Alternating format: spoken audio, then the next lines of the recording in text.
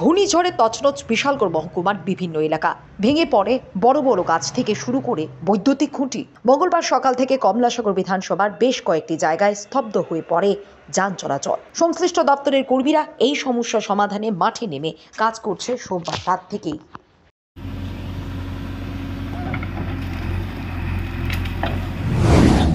তার পরিপ্রেক্ষিতে কমলাসাগর সহ বিশালগড় সাব ডিভিশনে কীরকম ক্ষয়ক্ষতি হয়েছে এবং কতগুলো জায়গাতে এফেক্টেড এরিয়াতে আপনারা ভিজিট করেছেন এখন পর্যন্ত? আমরা যে গতকাল যে আমাদের যে রামাল যে আমাদের সাইক্লোন, যেটা আমাদের রাজস্ব দপ্তর থেকে আমাদের প্রত্যেক মানে ডিএমদেরকে যে ইনস্ট্রাকশন দিয়েছে সেই অনুযায়ী আমরা এনডিআরএফ তারপরে আমরা যে ডিজাস্টার ম্যানেজমেন্টের যে টিম আছে সবাই মিলে গতকালকে রাত্রে থেকে এখানে আমরা ঘাঁটি করে বসে আছি এজেম অফিসে। এখান থেকে আমরা কালকে রাত্রেই যেখানে খবর পেয়েছি রাস্তা ব্লকেজ হয়েছে, প্রথমত হয়েছিল আমাদের এই সিপাহীজলা এলাকাতে, ওইখানে বড় বড় গাছ পড়েছে। টিএসআর এবং এনডিআরএফ সবাই মিলে গিয়ে মানে তৎক্ষণাৎ গাছগুলোকে মানে রিমুভ করে যাতায়াতের যে এনএইচ এই যে রাস্তাটা আছে সেটাকে পরিষ্কার করে দেওয়া হয়, যাতে দ্রুততার সঙ্গে মানে রাস্তাটা চালু করা যায়। তারপরেই রাত্রেবেলা আপনারা জানেন যে রামাল যে আমরা সারা রাত্রি পুরো ব্যাপী বৃষ্টিপাত হয়েছে, ঝড় হয়েছে। সেখানে আমাদের মধ্যে যে বিশালগড় সাব ডিভিশন আমরা বিভিন্ন জায়গায় যেখানে খবর পেয়েছি তৎক্ষণাৎ ছুটে গিয়ে এগুলা মানে করা হয়েছে, রেস্কিউ করা হয়েছে, যাতে কোনো ধরনের স্বাভাবিক চলাচল বিঘ্নিত না হয়। তারপরে আমরা এই মানে যখন ভোরবেলা থেকে আমরা খবর পেয়েছিলাম এদিকে কমলাসাগর এলাকাতে কিছু গাছপালা পড়েছে।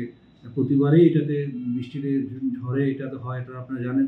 তো তৎক্ষণাৎ আমরা এনডিআরএফ এবং যে আমরা টিএসআর বাহিনী আছে সবাই মিলে গিয়ে সেখানে প্রথমে কেনানিয়া যে জায়গাতে আছে সেখানে রাস্তা ব্লকেজ ছিল, সেটা পরিষ্কার হয়েছে। কমলাসাগর হয়েছিল, আমরা দ্রুততার সঙ্গে করেছি। পাশাপাশি আমাদের কাছে একটা খবর এসে যে আমাদের মধুপুর যে পিএইচসি আছে সেই পিএইচসিটার সামনে একটা গোল এবং সহ গাছ পড়ে আছে সেই জায়গাতে।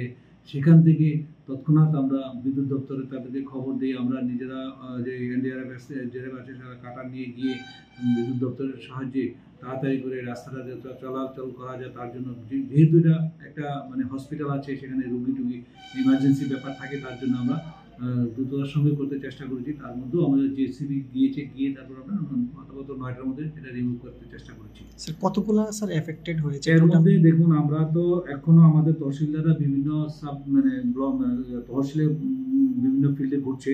তো আমার কাছে এখন পর্যন্ত যে খবর আছে যে আমাদের কমলাসাগর এবং বিশালগড়ের যে এলাকাতে আমরা রেভিনিউ সার্কেল আন্ডারে যতগুলো আমি পেয়েছি তার মধ্যে 23টা আছে পার্টলি ড্যামেজ হয়েছে, যে বড় বড় ডুয়েলিং হাউসে গাছপালা ভেঙে পড়ে আছে।